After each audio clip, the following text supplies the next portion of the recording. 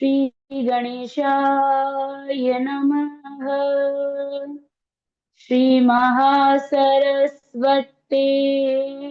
नमः। श्री गुरुवे नमः। अस्मद्गुरुभ्यो नमः। अस्मत् परम गुरुभ्यो नमः। अस्मत् सर्वगुरुभ्यो नमः। श्री राधा कृष्णाभ्यां नमः। श्रीमते रामानुजाय नमः। लंबोदर में परम सुंदर एकदंतम पीतांबरं त्रिनयनं परमं पवित्रम् उद्यादिवाकर निभोज्वलकान्तिकान्तं विघ्नेश्वरं सकल विघ्नहरं नमामि। शरीरं स्वरूपं ततो कलत्रम् यशच्चारुचित्रं धनं मीरुतुल्यम् मनश्चेनलग्नं श्रीगुरुरङ्घ्रिपद्मे ततः किं ततः किं ततः किं ततः किं नारायणं नमस्कृत्यं नरं चैव नरोत्तमं देवीं सरस्वतीं व्यासं ततो जयमुदीरयेत्। बर्हापीडं नटवरवपुः कर्णयो कर्णिकारं विप्रदवासः कनककपिशं वैजयन्तीं च मालां रन्ध्राणवेणुधरसुधया पूरयन् गोपवृन्दे वृन्दारण्यं स्वपदरमणं प्राविशद गीतकीर्तिः करारविन्देन पदारविन्दम् मुखारविन्दे विनिवेशयन्तम् वटस्य पत्रस्य पुटे शयानं बालं मुकुन्दं मनसा स्मरामि। रामाय रामभद्राय रामचन्द्राय वेदसे रघुनाथाय नाथाय सीताया पतये नमः। कृष्णाय वासुदेवाय हरे परमात्मने प्रणतः क्लेशनाशाय गोविन्दाय नमो नमः। अनंत कोटि ब्रह्मांड नायक अचित्य कल्याण गुणगण निधान सर्वेश्वर सर्वाधिपति अकारण करुणा वरुणालय अकारण करुणा कारक सकल जन्य कल्न शाप हारक परात्पर परम ब्रह्म अनंत कोटि कंदर दर्प दलन निर्गुण निराकार सगुण साकार जगदेक बंधु करुणेक सिंधु सच्चिदानंद घन परमात्मा श्री कृष्ण एवं श्री राधा रानी के चरणों में मेरा बारंबार प्रणाम। समुपस्थित भागवत भक्त एवं कथा अनुरागी सज्जनों भक्तिमयी मातृशक्ति भगनी बांधवों, सिया राम मैं सब जग जानी करहूं प्रणाम जोरी जुग पानी। सभी को जय श्रीमन नारायण। हरे कृष्णा राधे राधे। पिछली कथा में हमने श्रवण किया था कि किस प्रकार जो ऋषि कर्दम है वह प्रभु की तपस्या करते हैं और उनसे जो है तपस्या के वरदान स्वरूप बोलते हैं कि प्रभु मुझे जो है इस मेरी ऐसी कन्या से मेरा विवाह हो जो मुझसे भी अधिक आपसे प्रेम करती हूँ। तब भगवान ने बोला कि तुम्हारी इच्छा को मैंने जो है बहुत पहले ही पूर्ण कर दिया था। आज से ठीक तीसरे दिन जो है स्वयंभू मनु अपनी पत्नी शत्रुपा और जो है देव अपनी पुत्री देवहूति के साथ जो है तुम्हारे आश्रम में आएंगे और उनकी जो पुत्री देवहूति है राजा स्वयंभू मनु की उनसे तुम्हारा विवाह होगा क्योंकि वह तुम्हारे ही जो है गुणों के अनुकूल है। हमने श्रवण किया था किस प्रकार जो माता देवहूति है और ऋषि कर्दम का विवाह हुआ। उसके पश्चात जो किस प्रकार हमने नौ कन्याएं कन्याएं हुई, और नौ कन्याओं के बाद जो है उन्हें भगवान कपिल देव का जो है उनके घर में प्रादुर्भाव हुआ। अब इधर जो ब्रह्मा जी के अपने जो नौ पुत्र है ब्रह्मदेव के, वह अपने नौ पुत्रों के साथ जो है ऋषि कर्दम के आश्रम में पधारे। और ऋषि कर्दम की नौ पुत्रियों के साथ जो है अपने नौ मानस पुत्र, जो ब्रह्मदेव के नौ पुत्र थे, उनका विवाह ऋषि कर्दम की पुत्रियों से करवा दिया। जो मरीचि का विवाह है उनका विवाह कला से हुआ, अत्रि का विवाह अनुसुईया से, अंगिरा का विवाह श्रद्धा से, पुलस्त्य का विवाह हविर्भु से, और पुल का विवाह गति से, कृतु का क्रिया से, भृगु का खयाति से, वशिष्ठ का अरुंधति से, और अथर्व का विवाह शांति से हुआ। अब विवाह के पश्चात एक दिन जो ऋषि कर्दम है वह भगवान कपिल भगवान को एकांत में लेकर उनके पास गए और उनके चरणों में प्रणाम किया, क्योंकि सब उन्हें पता था कि भगवान कपिल जो है साक्षात भगवान नारायण के अवतार है। तो जो उनके चरणों में प्रणाम किया और भगवान कपिल से उन्होंने जो है आज्ञा ली संन्यास धर्म को स्वीकार करने की, और संन्यास धर्म को स्वीकार कर जो है सन्यासी होकर भगवान का भजन किया, और भगवान का भजन कर कर भगवान को प्राप्त कर लिया। बोलिए भक्त वत्सल भगवान की जय। इधर जब पिता कर्दम ऋषि जब वन चले गए, यानी कि अपने पिता कर्दम ऋषि के वन चले जाने के पश्चात माता देवहूति की क्रियाकर्म करने के मतलब उनका कर्तव्य है, जो पुत्र पुत्र का कार्य होता है अपने माता पिता का जो है सब कार्य करना। तो जो ऋषि कर्दम की जब पिता उनके पिता वन चले गए, तो जो माँ कपिल भगवान है वह अपनी माँ की क्रिया करने की इच्छा से जो है वही आश्रम में ठहरे। एक दिन जो माता देवहूति है, कपिल भगवान की माता माता देवहूति है, वो कपिल भगवान के पास आई और उनसे प्रश्न किए, क्योंकि उनके चरणों में सर्वप्रथम तो प्रणाम किया, क्योंकि उन्हें पता था कि भगवान कपिल भी कौन है। तो उनके चरणों में प्रणाम किया और उनसे फिर निवेदन किया। क्या निवेदन किया कि हे प्रभु, निर्विणा नितराम मन न सचन्द्रिय तर्षणात् येन संभाव्यमानेन प्रपन्नानदं तमः प्रभु। कि हे प्रभु, इन इंद्रियों की विषय लालसा को पूर्ण करते करते मैं थक चुकी हूँ। कि प्रभु ये इंद्रिया इतनी बलवती है, इतनी प्रभावशाली है कि इनकी एक लालसा जो है उत्पन्न होने, यानी जब इनकी एक लालसा पूर्ण हो जाती है तो पुनः जो है इनकी दूसरी लालसा उत्पन्न हो जाती है। तो मैं इनकी लालसाओं को पूर्ण करते करते थक चुकी हूँ प्रभु, और जो अज्ञान अंधकार में मैं पड़ी हुई हूँ, इसलिए प्रकृति और पुरुष के विषय विवेक के लिए मैं जो है आपके पास आई हूँ। हे प्रभु, मैं आपको प्रणाम करती हूँ, कृपया इसका उपाय बताइए कि मैं अपनी इंद्रियों की जो लालसा है उन्हें दूर कर सकूं।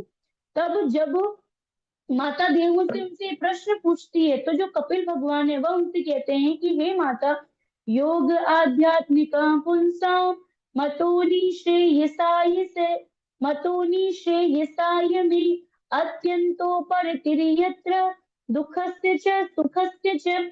कि माता जी योग आध्यात्मिका पुंसा मतोनि श्रेयसाय में, कि माता जी सुख और दुख, जो हमारे सुख और दुख है इसकी आत्यांतिक निवृत्ति का सिर्फ एकमात्र समाधान है, वो है आध्यात्मिक योग। क्योंकि चेत खलवत से बंधाए मुक्ति चात्मनुमतन। की माता जी ये जो हमारा चित्त है यही हमें बंधन में डालने वाला है, और यही जो है हमारे मोक्ष को हमें दिलवाने वाला है। क्योंकि माता जी ये जो चित्त है, ये चित्त ही हमारे बंधन का एकमात्र कारण है। क्यों?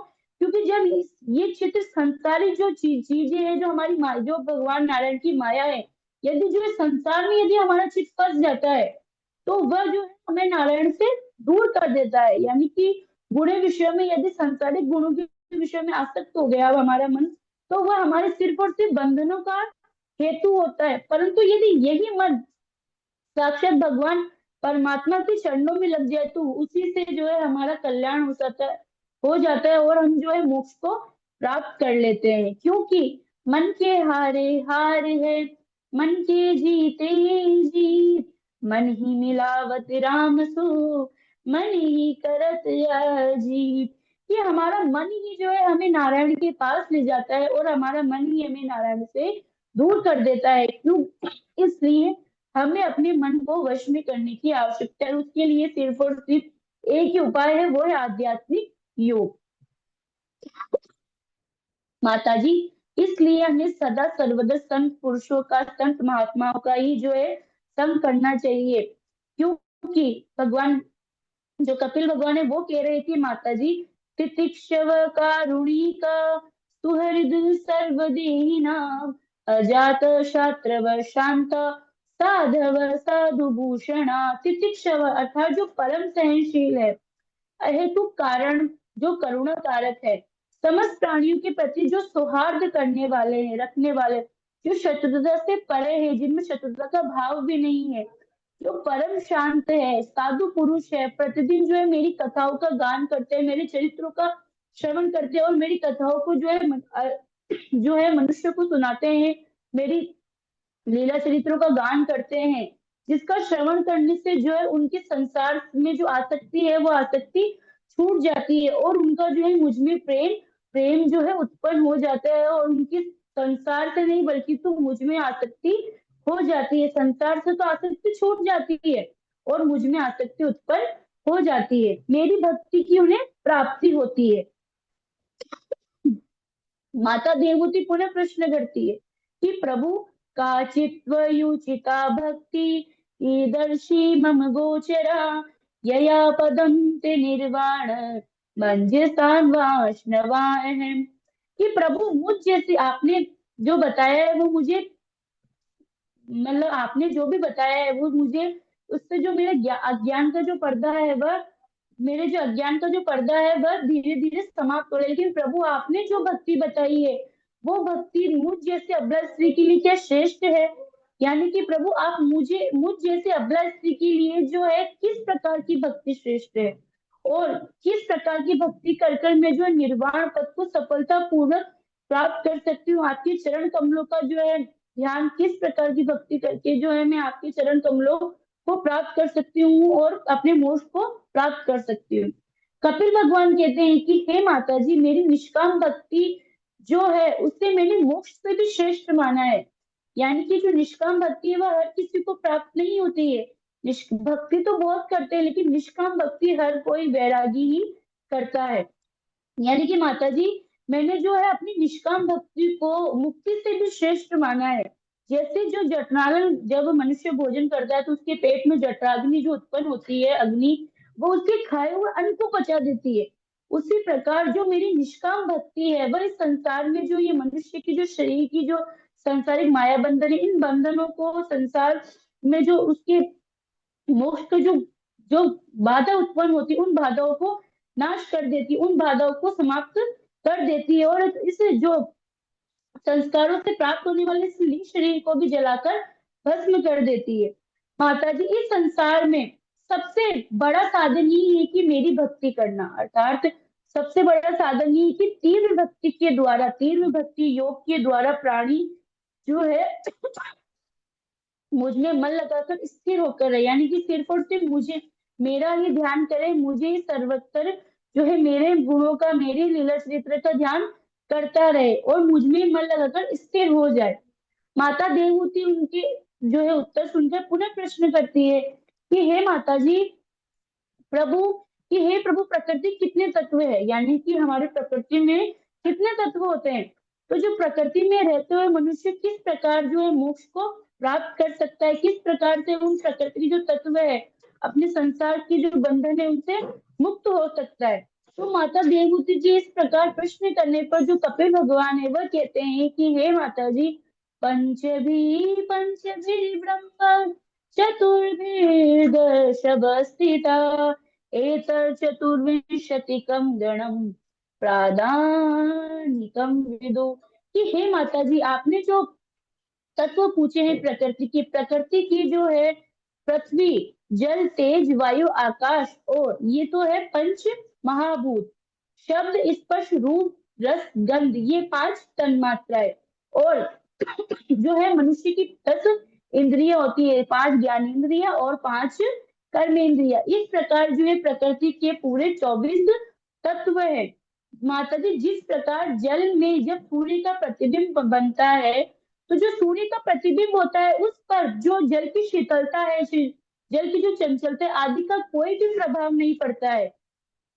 उसी प्रकार जो प्रकृति के कार्य है, इस कार्य का जो शरीर में रहने वाली हमारी आत्मा है, इस आत्मा पर भी उसका कोई भी प्रभाव नहीं पड़ता। इस जो जिस प्रकार जैसे बताया कि जब सूर्य का प्रतिबिंब जल पर बनता है, तो उससे जो जल की शीतलता है, चंचलता आदि गुणों को सूर्य के प्रतिबिंब पर कोई असर, यानी कि उसका उस गुणों के साथ कोई भी संबंध नहीं होता है। परंतु उसी प्रकार जो ये हमारा शरीर है में रहने वाली जो हमारी आत्मा है, इस आत्मा का भी जो प्राकृतिक गुणों से अपना जो है संबंध, इससे जो है इसका इन धर्मों से जो भी इस आत्मा पर कोई भी प्रभाव नहीं पड़ता है। परंतु यदि आत्मा प्राकृतिक गुणों से जो अपना संबंध स्थापित कर लेती है, यानी कि वो सोचती कि मैं ही करता हूँ, मैं ही भोगता हूँ, यानी मैं की भावना यदि उसमें आ जाती है, तो फिर वही संसार में उत्तम जो है मध्यम, उत्तम और नीच योनियों में भ्रमण करती रहती है। यदि माता जी कोई इनसे मुक्त होना चाहता है, यानी कि कोई भी अगर इनसे मुक्त होना चाहता है, तो उसे संसार बंधन से छूटना चाहता है, यानी कि वह पुनः इस संसार में उत्पन्न हुई है, तो वह अपने मोक्ष को चाहता है, मेरी निष्ठा भक्ति चाहता है, तो तीव्र भक्ति योग के और वैराग्य के द्वारा अपने मन को धीरे धीरे जो है स्थिर करे, स्थिर करने का प्रयास करे, अपने मन को वश में करने का प्रयास करे, उपाय करे, और उसका सिर्फ और सिर्फ एकमात्र उपाय है योग। और श्रद्धा पूर्वक जो अष्टांग योग बताए गए ऋषि जो वक्र है उनके द्वारा, तो और अष्टांग योग का आश्रय ले और यमादि साधनों का अभ्यास करे। माता जी, यानी कपिल भगवान देवहूति माता का संवचन है। माता जी, योग के 8 अंग है, कौन कौन से? यम, नियम, आसन, प्राणायाम, प्रत्याहार, ध्यान, ध्यान और समाधि। सर्वप्रथम साधक यमों का पालन करे। यम भी 5 है, कौन कौन से? अहिंसा, यानी कभी भी हिंसा न करे, यानी कभी भी काम जो क्रोध वगैरह की इन भावनाओं को अपने हृदय में न रखे, हमेशा अहिंसात्मक रहे, यानी सबसे जो है प्रेम की भावना रखे, हमेशा अहिंसात्मक रहे। सत्य, हमेशा सत्य बोले। अस्त्य, कभी भी चोरी ना करे, ना चोरी करने का विचार अपने मन में लाया ना, और ना कभी चोरी करे। ब्रह्मचर्य का पालन करे और अपरिग्रह, ज्यादा संग्रह भी ना करे, संसार की जो है उसमें ज्यादा ना फंसे। इसके पश्चात नियमों का पालन करे। नियम भी 5 होते हैं, कौन कौन से? शोच, यानी हमेशा पवित्र रहे। संतोष, हमेशा जो मिले उसमें जो नारायण ने दिया उसे में संतोषी रहे। तपस्या, हमेशा तपस्या, जैसे तपस्या होता है कि उसे संसार से ज्यादा कोई काम नहीं होता, उसी प्रकार हमें भी अपने जीवन को रखना चाहिए। स्वाध्याय, हमेशा स्वाध्याय रहे और ईश्वर प्रणिधान, जैसा ईश्वर ने दिया उसे भगवान का प्रसाद समझकर उसे स्वीकार करे। इन नियमों का पालन कर कर किसी भी पवित्र स्थान में जो है आप उत्तम आसन बिछाकर तीर्थ यात्रा में जो स्नान करने के पश्चात, इन जो है नियमों का पालन करने के पश्चात आप जो किसी किसी पवित्र स्थान में चले जाइए, और पवित्र स्थान में चले जाने के पश्चात जो आप एक उत्तम आसन बिछाकर जो है स्थिर बैठने, क्योंकि जब योग करते हैं तो इतने आसन से मन वश में नहीं होता है। जब हम योग धीरे धीरे अपने मन को वश में करने के, तो हमें संसारी की जो माया है वो अपनी ओर खींचने का प्रयास करती है, इतने आसानी से वो अपने मन को, हमारे मन को अपने वश में करने नहीं देते, क्योंकि भगवान की माया इतनी प्रभावी है। प्रभु, जब भी तो भगवान कहते कि निष्काम भक्ति, प्रभु ने क्यों कहा कि निष्काम भक्ति जिस जो मनुष्य अर्जित कर लेता है, यानी कि उसने सब कुछ पा लिया है, अगर उसने प्रभु की निष्काम भक्ति पा ली है, तो फिर उसे जो चाहिए भी क्या। तो स्थिर बैठने का अभ्यास करें, प्राणायाम के द्वारा जो है प्राणों का शोधन करे और अपने मन को सब जगह से हटा ले, और सिर्फ और सिर्फ भगवान नारायण का ही ध्यान रखे, क्योंकि संसार में सिर्फ और सिर्फ एक नारायण ही है जो सत्य है, बाकी सब असत्य है। आगे कहते हैं कि संचिंतयेत भगवश्चरणारविंदम वज्रांग कुशध्वज सरोरुहलांछनाढ्यम उत्तुंगुरक्त विलमन सनख चक्रवाल जो सन्ना विराहत महद हृदयांधकारम। कि सर्वप्रथम भगवान के चरण कमलों का ध्यान करें। अब यहाँ पे भगवान के चरण कमलों का ध्यान की बात क्यों कही गई, भगवान से नेत्र की बात क्यों नहीं कही, क्योंकि हमें हमारा जो मनुष्य शरीर है यानी कि हमारे नेत्र में इतना साहस नहीं है कि हम सीधे भगवान के नेत्र से नेत्र मिला सके, यानी कि हमारे शरीर में हमारे शरीर का इतना ताप ही नहीं है यानी कि हम प्रभु के नेत्रों से नेत्र मिला के जो है उन्हें देख सके या सीधे प्रभु से नेत्र हम मिलाकर उनका ध्यान कर सके। यानी इसलिए सबसे पहले जो है चरणों, क्योंकि हम जब किसी को प्रणाम करते हैं तो उसके चरणों में ही तो प्रणाम करते हैं, उसके पश्चात उसके मुखमंडल को देखते हैं। तो उसी प्रकार सर्वप्रथम जो है भगवान के चरण कमलों का ध्यान करें। भगवान के चरण जो भगवान के जो चरण है वह वज्र अंकुश ध्वजा और कमल के चिन्ह से उनके जो चरण है वो अंकित है, यानी इन चिन्हों से उनके चरण जो है युक्त है। उनके चरण कमलों में जो लाल यानी प्रभु की जो चरण लाल नक्ल चंद्रिका है वह साधु के हृदय में जो अंधकार है उस अंधकार को नष्ट कर देती है। और इसी प्रकार भगवान के धीरे धीरे चरण से धीरे धीरे प्रभु के एक एक अंग का जो है हमें ध्यान करना चाहिए। और यदि हम ऐसा धीरे धीरे करेंगे तो प्रभु में जो अगर हमारा मन नहीं भी लगेगा तो भी धीरे धीरे प्रभु में जो है हमारा मन लगने लग जाएगा और हमें स्वतः ही जो है प्रभु से प्रेम होने लग जाएगा, यानी स्वतः ही प्रभु के लिए हमारे मन में प्रेम उत्पन्न हो जाएगा। अंत में साधक को जो है समाधिस्थ हो ब्रह्म भाव जो ब्रह्म भाव है में स्थित हो जाते हैं अपने आप ही। जब हम धीरे धीरे प्रभु का ध्यान करेंगे, प्रभु की अलग अलग अंग का ध्यान करेंगे, सबसे पहले चरण का, उसके पश्चात प्रभु के जो ऊपर का जो अग्र भाग धीरे धीरे अगर हम उनका ध्यान करेंगे तो स्वतः ही हमें प्रेम जो है प्रभु से होने लग जाएगा और हम स्वतः ही जो है प्रभु निष्काम भक्ति को अवश्य प्राप्त करेंगे। अब देवभूति माता पुनः प्रश्न करती है कि प्रभु भक्त किसे कहते हैं और भक्त के क्या लक्षण होते हैं। तब कपिल भगवान कहते हैं कि माता जी भक्त तीन प्रकार के होते हैं, राजस तामस और सात्विक। कौन कौन से, भगवान कपिल भगवान कहते हैं कि अभिसंधाय हिंसा दम्भं आश्चर्यमेव वा संरभिभिनिदृग भावम मयि कुर्यात् तामसः। कि प्रभु जो पुरुष हिंसा दम और मात्सर्य भाव रखकर मेरी भक्ति करता है वह तामस भक्त है। हिंसा यानी कि जो बुरे कार्यों के लिए, यानी कभी कभी होते हैं ना मनुष्य जो बुरे कार्यों के लिए भी प्रभु को बोलते हैं कि प्रभु आप हमारी सहायता कीजिए, तो वो होते हैं तामस भक्त। दूसरे जो ऐश्वर्य और यश की प्राप्ति के लिए, यानी कि बहुत से होते हैं जो केवल धन और दौलत के लिए प्रभु की आराधना करते हैं, वो होते हैं सात्विक भक्त। सॉरी, वो होते हैं राजस भक्त, क्षमा चाहती हूँ, वो होते हैं राजस भक्त। और जो पापों का नाश करने के लिए वो सोचते हैं कि भाई मैंने अपने जीवन में बहुत पाप कर लिए है तो अपने पापों का नाश करने के लिए सिर्फ और सिर्फ भगवान का पूजन इसलिए करते थे ताकि उनके पापों का नाश हो सके, तो वो होते हैं वो होते हैं सात्विक भक्त। इस दृष्टि से जो मेरा भजन करता है वह है सात्विक भक्त। माता जी इसके अलावा मेरा एक और भक्त है, वह है निर्गुण भक्त। कौन सा, निर्गुण। भगवान कपिल कहते हैं कि सालोक्य शास्त्र सामीप्य सारूप्य सारूप्य तत्वमप्युतः दीयमानं न गृह्णन्ति विनामस्ते वनम जना। यानी कि जो मुझे मेरे अलावा पांच प्रकार की जो सर्वश्रेष्ठ मोक्ष है, कौन कौन से, जो मुझे छोड़कर सालोक्य शास्त्रीय सामीप्य सारूप्य सायुज्य, ये पांच प्रकार के मोक्ष को भी जो नहीं चाहता है और सिर्फ मुझे ही चाहता है वही मेरा निर्गुण भक्त। यानी कि मोक्ष, जो मोक्ष को भी जो पांच प्रकार के श्रेष्ठ मोक्ष होते हैं, सालोक्य सामीप्य सारूप्य सायुज्य और शास्त्री, ये पांच प्रकार के मोक्ष को भी जो नहीं चाहता है, सिर्फ वो मुझे ही चाहता है, वही मेरा निर्गुण भक्त है।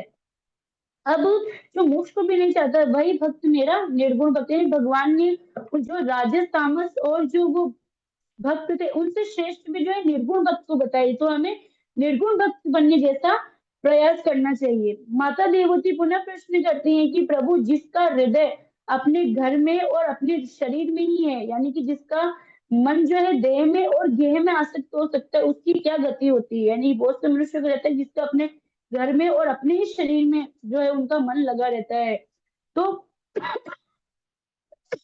जो माता देवती और पूछती कि प्रभु जिसका हृदय देह में और गेह में आसक्त है तो उन मनुष्य की गति क्या होती है? तो जो कपिल भगवान है वह कहते हैं कि हे माता जी, गृहेषु कूटधर्मीषु दुःखतन्त्रेष्वतन्त्रित कुर्वन् दुःख प्रतीकारम् सुखवन्मन्यते ग्रही।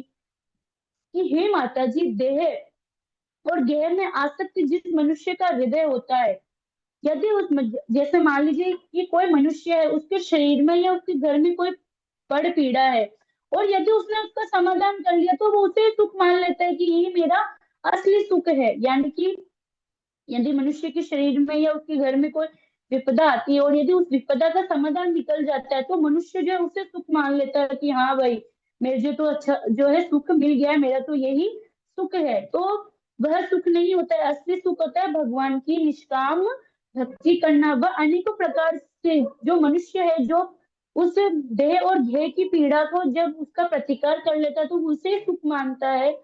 वो अनेक हिंसात्मक कार्य करता है, अनेक क्रूर आदि कार्य करता है, सिर्फ और सिर्फ अपने परिवार का पालन पोषण करने के लिए। और वही परिवारजन अंत समय जब उसका आता है, जब उसके शरीर पर झुर्रियां पड़ जाती है, उसका बुढ़ापा आ जाता है और उसका शरीर जो उनका पालन पोषण करने में असमर्थ हो जाता है, तो वही परिवारजन जो है उसका निरादर करते हैं, उसका अपमान करते हैं।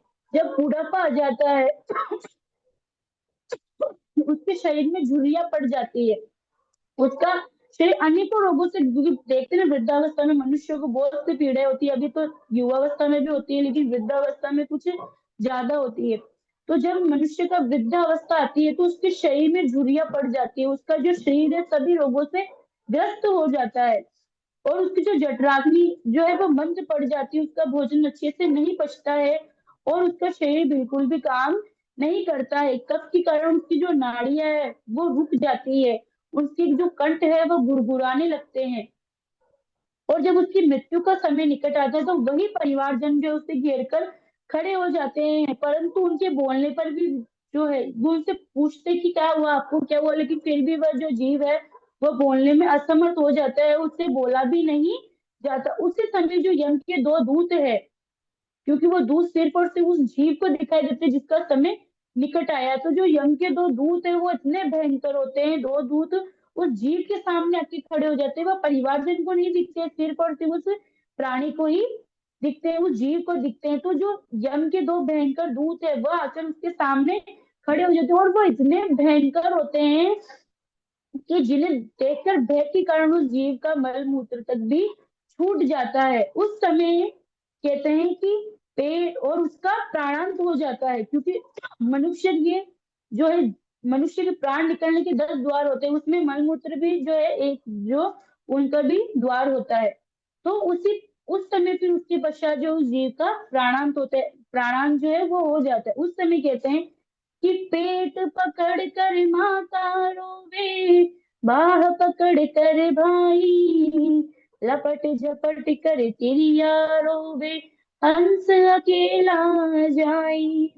जब लगी जीवे माता, रोवे बहन रोवे 6 मास, 13 दिन तक चिड़िया रोवे, फिर करे घरवास।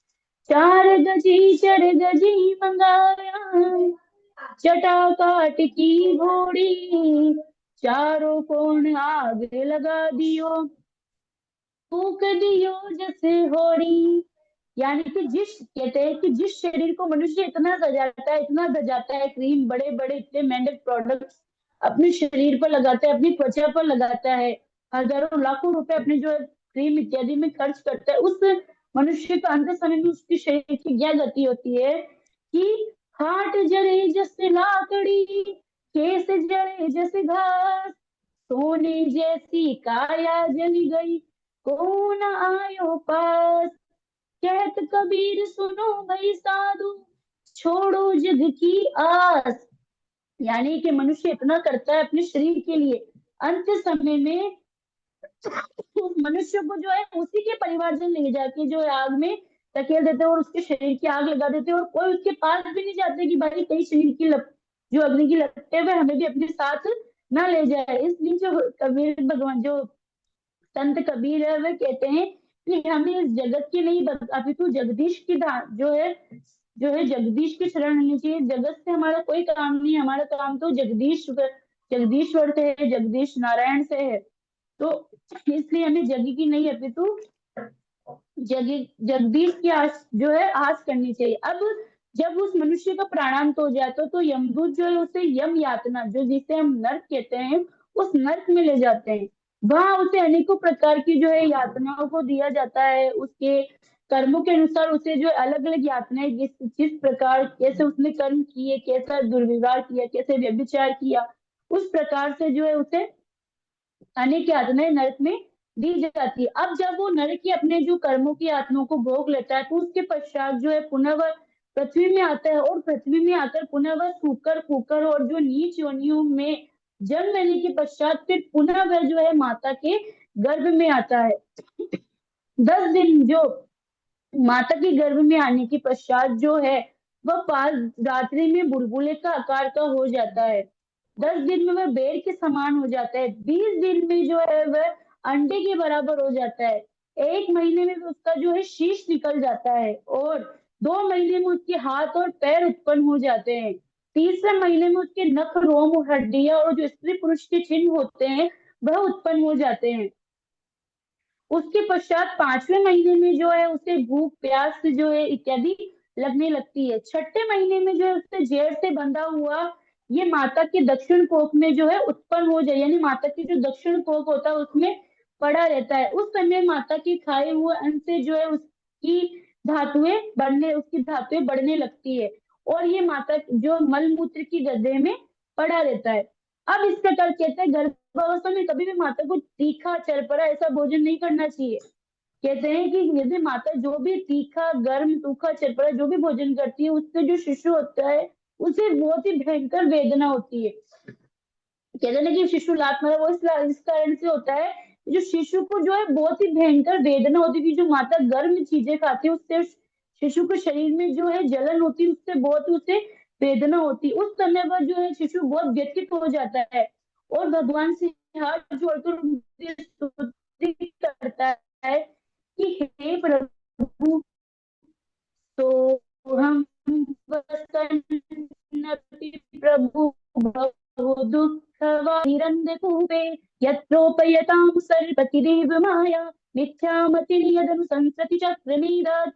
कि प्रभु यद्यपि इस गर्भ में मुझे अनेकों प्रकार की दुख है, मुझे अनेकों दुख है, फिर भी मैं जो है इस गर्भ से बाहर नहीं आना चाहता, क्योंकि यदि मैं बाहर आया तो आपकी माया इतनी प्रभावी है कि आते ही मेरे इस गर्भ माता के गर्भ से बाहर निकलते ही मुझे घेर लेगी, मेरे ऊपर जो है आ जाएगी। क्योंकि माया के भय के कारण तो जो सुखदेव महाराज है वो भी अपनी माँ के गर्भ से 12 वर्षों तक बाहर नहीं आए थे। जब प्रभु भगवान नारायण ने उन्हें आकर आशीर्वाद दिया था कि मेरी माया आपका स्पर्श नहीं करेगी, तब वह बाहर आए थे।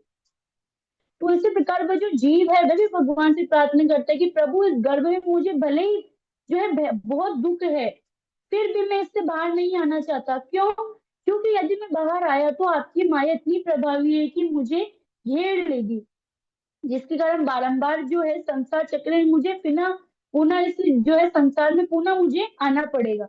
परंतु प्रभु इस बार यदि मैं जन्म लेकर बाहर जाऊंगा तो मैं आपका इतना भजन करूंगा, इतना भजन करूंगा कि मैं आपको प्राप्त कर लूंगा और पुनः फिर मुझे संसार में नहीं आना पड़ेगा। इसके पश्चात जो है जब वह भगवान की इस प्रकार स्तुति करता है उस समय जो प्रसूति वायु है वो उसे बाहर की ओर ढकेल देती है और उसका जन्म हो जाता है। जन्म लेते ही वह शिशु रोने लगता है और उसकी जो गर्भ का जो ज्ञान है वह ज्ञान नष्ट हो जाता है, क्योंकि भूमि परत डागर पानी जीवि जीवई माया लिपटानी।